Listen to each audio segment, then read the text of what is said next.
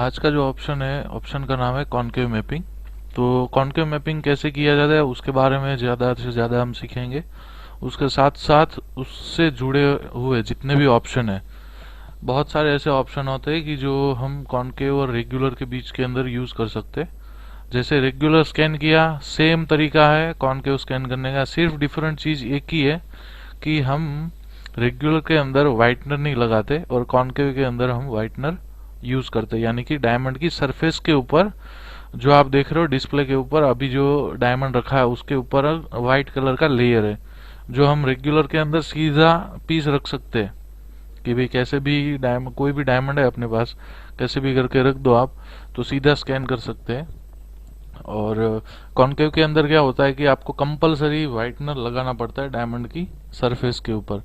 तो कोई भी डायमंड अगर आपको स्कैन करना है मैन्युफैक्चरिंग के लिए, तो हम मैक्सिमम मैक्सिमम नहीं, 100% हम कॉनकेव ऑप्शन का ही यूज करेंगे, क्योंकि concave is the most important in manufacturing. क्योंकि अगर आपने कॉनकेव स्कैन नहीं किया तो मैन्युफैक्चरिंग के अंदर कुछ भी प्रॉब्लम हो सकता है। प्रॉब्लम यानी कि वेट के रिलेटेड। आपने रेगुलर में 40 सेंट बता रहा है एग्जैक्ट, आप अगर कॉनकेव करोगे तो उसमें 40 सेंट का नहीं आएगा, तो ये प्रॉब्लम है। स्कैन करने के लिए कॉनकेव के ऊपर क्लिक किया तो लेंस, क्योंकि उसके अंदर बहुत सारे लेंस होते हैं, 2-3 लेंस होते हैं, तो लेंस के हिसाब से आपको ओके करना है। लेंस को ओके करने के बाद वो स्कैनिंग सिस्टम चालू हो जाता है। स्कैनिंग चालू होने के बाद ये जो अभी आप देख रहे हो वीडियो में जो प्रॉब्लम आया, उसका नाम है करेक्ट स्टेज। जब भी आपको अगर एग्जैक्ट डायमंड का ही वेट चाहिए तो इसके लिए हम करेक्ट स्टेज का यूज करते हैं। तो करेक्ट स्टेज के अंदर क्या होता है, डायमंड और स्टेज के बीच में ये रेड लाइन रख देने का, तो उससे आपका सिर्फ और सिर्फ डायमंड ही स्कैन होगा। कभी कभी क्या होता है, करेक्ट स्टेज अगर ठीक तरीके से नहीं सेट किया है तो स्टेज का भी मेजरमेंट हो जाता है, या फिर डायमंड, पूरा डायमंड स्कैन नहीं होता, आधा डायमंड स्कैन होता है। तो अभी इसके ऊपर राइट क्लिक करोगे तो जो लाइन आपने रखी है वो लाइन प्रॉपर सेट हो जाएगी उस जगह पे।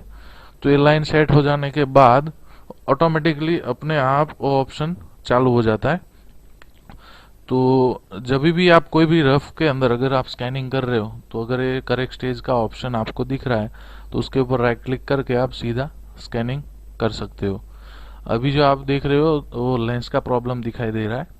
देखो, लेंस अगर आपने ठीक तरीके से सेट नहीं किया, सिलेक्ट नहीं किया है, तो उसमें प्रॉब्लम आ सकता है। तो उसके लिए अभी हम जैसे भी करके, अगर आप लेंस ठीक तरीके से सिलेक्ट करोगे तो आपका ये जो प्रॉब्लम आ रहा था वेट का, वो नहीं आएगा। अभी जो हम देख रहे हैं वो पूरा स्कैनिंग के बीच के अंदर का जो डिफरेंट है, डिफरेंट क्या होता है, देखो अभी हमने रेगुलर स्कैन किया है तो रेगुलर के अंदर क्या बता रहा है, 174.8 वेट बता रहा है। यानी कि रेगुलर और कॉनकेव के बीच का डिफरेंट आपको बता रहे हैं हम। समझ रहे हो कि डिफरेंट अपने को बेनिफिट क्या है कॉनकेव करने से।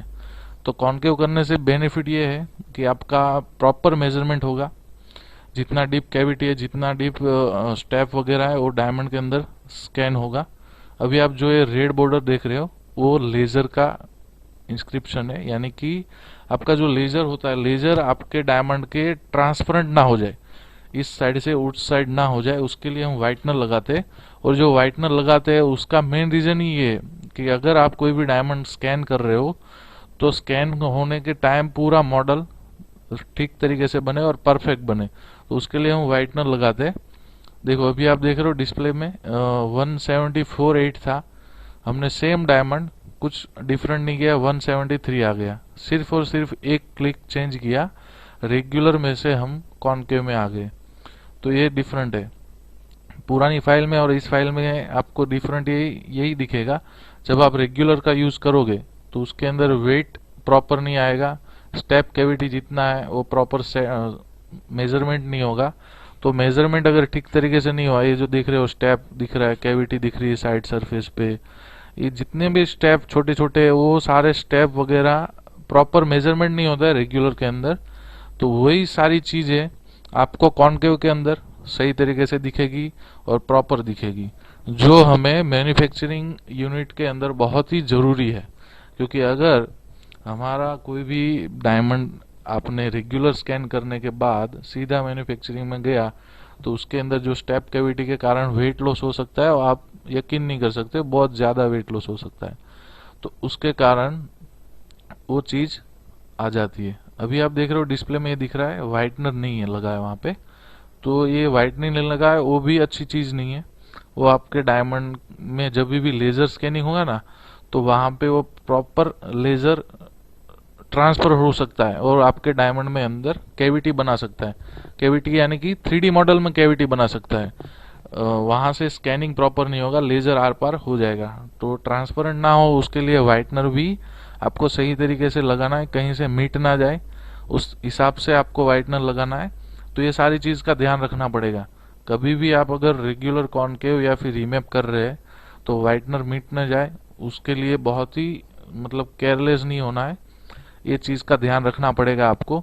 कभी भी रेगुलर स्कैन करो, कॉनकेव स्कैन करो या फिर रीमैप स्कैन करो, आपको एक चीज का ध्यान रखना है, वाइटनर हम कॉनकेव और रीमैप लेजर के अंदर लगाते, तो वो दोनों चीज के अंदर आपको वाइटनर में ध्यान रखना है।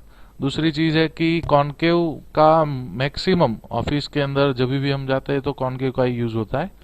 अभी कॉनकेव हो जाने के बाद उसकी कैप्चर इमेज लेनी पड़ती है, क्योंकि कैप्चर इमेज के बिना आप डायमंड के अंदर काम नहीं कर सकते हो, मार्किंग वगैरह आपको नहीं दिखेगी। तो पहला ऑप्शन था 45 डिग्री, सेंटर वाला ऑप्शन है 360 डिग्री, और लास्ट जो आपको दिख रहा है क्रॉस रेड कलर का, वो है अपना एग्जिट। दूसरी चीज है इसके अंदर पीछे का बैकग्राउंड भी आप चेंज कर सकते हो। ये मेजोरिटी यूज होता है आई प्लॉटिंग, यानी कि जो मैनुअल प्लॉटिंग करते हैं हम, सीधा हीरा स्कैन करने के बाद ब्लैक एंड व्हाइट पीछे का बैकग्राउंड चेंज करके जो मैन्युअली प्लॉटिंग करते हैं, उसके लिए आप ये चीज का यूज कर सकते हो। दूसरी बात है, आप मैक्सिमम कभी कभी क्या होता है, बहुत डार्क डायमंड होता है, आपकी मार्किंग नहीं दिखती है, तो पीछे का बैकग्राउंड भी आप ब्लैक कर सकते हो। तो उस समय में देखो अभी आप लाइट का पूरा चेंज हो जाएगा, पीछे का व्हाइट है और ब्लैक हो जाएगा, तो तुरंत आपको डिफरेंट मालूम पड़ेगा। तो ये चीज का बेनिफिट है इसके अंदर। कभी कभी कोई मार्किंग वगैरह आपको प्रॉपर नहीं दिख रहा है, तो उसमें ये चीज का आप यूज कर सकते हो। अभी कैप्चर लेने के लिए 360 डिग्री वाला ऑप्शन ही यूज करेंगे, क्योंकि मैक्सिमम हमें जो काम करना है पूरा डायमंड टिल्ट करके ही देखना पड़ेगा, आधे डायमंड के अंदर हम काम नहीं कर सकते। तो इसके लिए 360 डिग्री वाला ऑप्शन क्लिक करो, उसके अंदर जो जो आपको मार्किंग वगैरह दिख रहा है वो आपको दिखेगा, प्रॉपर दिखेगा। कॉनकेव हो जाने के बाद वो चीज का हमें मैक्सिमम जरूरत है। तो सेव करने के लिए अब लास्ट ऑप्शन आया है, डायमंड तो स्कैन कर लिया, सेव कैसे करें? तो उसके लिए पहले फोल्डर बनाना पड़ता है। उसके लिए ऐड वाला ऑप्शन आपको दिख रहा है, ऐड के अंदर जाओ, आप अपने फोल्डर का नाम लिख दो, ये भी जो भी नाम है XYZ ABC 1 2 3 4 5 6, जो भी आपको नाम दिख रहा है वो नाम आप उसमें सेट कर दो। नाम सेट करने के बाद ओके करो। ओके हो जाएगा तो ऊपर आपको फोल्डर का नाम दिखेगा, नीचे आपको जो डायमंड का नाम वगैरह रखना है वो वहां पे आप सिलेक्ट कर सकते हो। 1 2 3 4 5 6 जो भी नाम वगैरह रखना है वो आप सिलेक्ट कर सकते हो। हमने 1 2 नंबर से वो डायमंड सेव किया है, तो 1 2 नंबर से वो डायमंड सेव करने के बाद आप देख भी सकते हो ओपन करके, उसकी दोनों इमेज दिख रही है, नाम आ गया, डायमंड का नाम आ गया, डायमंड का रफ वेट आ गया, डायमंड का डेट दिखाई दे रहा है, कौन से टाइम पे किया है वो दिखाई दे रहा है, दोनों इमेज दिखाई दे रही है, और आप उसको ओपन करके भी देख सकते हो कि वो सेव हुआ है या नहीं हुआ है। तो ये कॉनकेव का और रेगुलर का डिफरेंट था जो हमने ये वीडियो में देखा।